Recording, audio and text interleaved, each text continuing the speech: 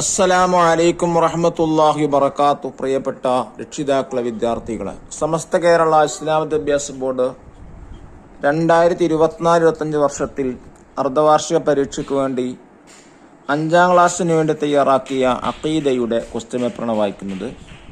50 മാർക്കിനാണ് ചോദിച്ചിട്ടുള്ളത്.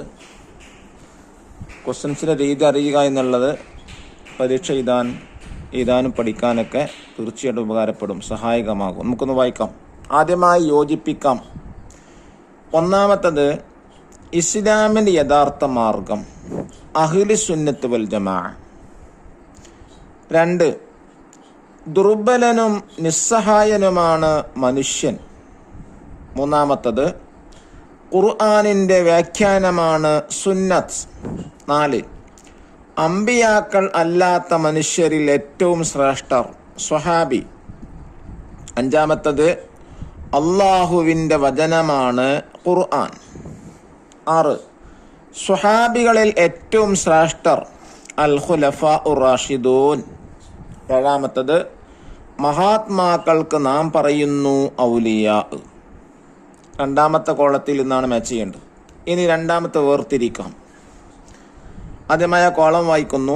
ഇമാം മാലിക് റളിയല്ലാഹു അൻഹു, ഇമാം അഹ്മദ് ബിൻ ഹംബൽ റളിയല്ലാഹു അൻഹു, ഇമാം അബുൽ ഹസൻ അശ്അരി റളിയല്ലാഹു അൻഹു, ഇമാം അബൂ മൻസൂർ മാതുരീദി റളിയല്ലാഹു അൻഹു, ഇമാം അബൂ ഹനീഫ റളിയല്ലാഹു അൻഹു, ഇമാം ഷാഫിഈ റളിയല്ലാഹു അൻഹു. ഇതിൽ നിന്നാണ് എടുത്തെന്ത് ചെയ്യേണ്ടത്? വേർതിരിച്ച് എഴുതേണ്ടത്.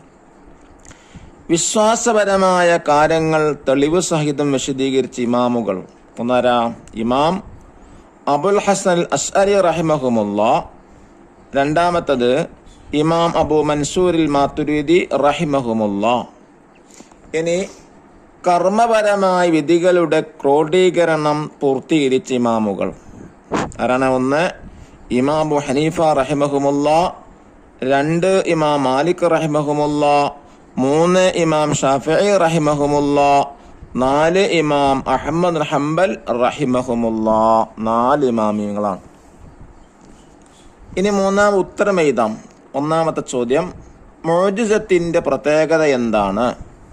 ഉത്തരം, മുഅ്ജിസത്ത് അംബിയാ മുർസലുകൾക്ക് മാത്രമേ പ്രകടിപ്പിക്കാൻ കഴിയുകയുള്ളൂ. ചോദ്യം 2, മരണപ്പെട്ടവർക്ക് ജീവൻ തിരിച്ചു നൽകിയിരുന്ന പ്രവാചകൻ ആരായിരുന്നു? ഈസാ നബി അലൈഹിസ്സലാം. ചോദ്യം 3, ഔലിയാക്കൾ ആരാകുന്നു? അള്ളാഹുവിനെ സാധ്യമാകും വിധം മനസ്സിലാക്കുകയും സൽക്രമങ്ങളിൽ മുഴുകുകയും തെറ്റുകളിൽ നിന്ന് വിട്ടുനിൽക്കുകയും ചെയ്യുന്നവരാണ്. ചോദ്യം 4, നബി സല്ലല്ലാഹു അലൈഹി വസല്ലം വഫാത്താകുമ്പോൾ എത്ര സ്വഹാബിമാരുണ്ടായി? 100,000-ൽ പരം സ്വഹാബികൾ.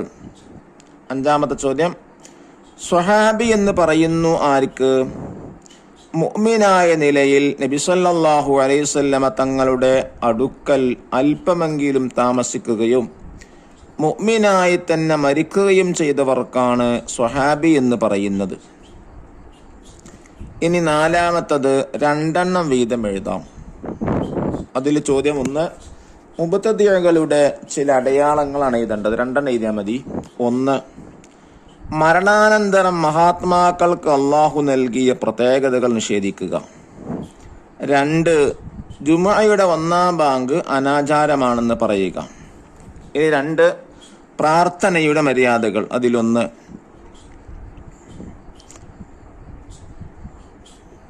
പ്രാർത്ഥനയുടെ ആദ്യവും അവസാനവും അള്ളാഹുവിനെ സ്തുതിക്കുക. 2, നബി സല്ലല്ലാഹു അലൈഹി വസല്ലമയുടെ മേൽ സ്വലാത്ത് ചെല്ലുക. ഇനി 5ാമത്തെ വ്യക്തമാക്കാം. 1, ദുആ. എന്താണ് ദുആ എന്ന് പറയുന്നത്? ആരാധ്യനാണെന്ന വിശ്വാസത്തോടെ അള്ളാഹുവിനോട് നടത്തുന്ന സഹായാർത്ഥനയാണ് ദുആ. ഈ 2ാമത് ഇജ്മാ. ഒരു കാലഘട്ടത്തിലെ മുജ്തഹിദുകളായ പണ്ഡിതന്മാരുടെ ഏകാഭിപ്രായമാണ്. ഇനി 6ാമത്തെ പൂരിപ്പിക്കാം. 1, വകുല്ലും ഫീ ഫലകിൻ യസ്ബഹൂൻ. 2, ഇന്ന ശിർക ലളുൽമുൻ അളീം. അല്ലാഹു തആല പരീക്ഷകളിലേക്ക് ഉന്നത വിജയം നൽകാൻ അനുഗ്രഹിക്കട്ടെ. അസ്സലാമു അലൈക്കും വറഹ്മത്തുള്ളാഹി വബറകാതുഹു.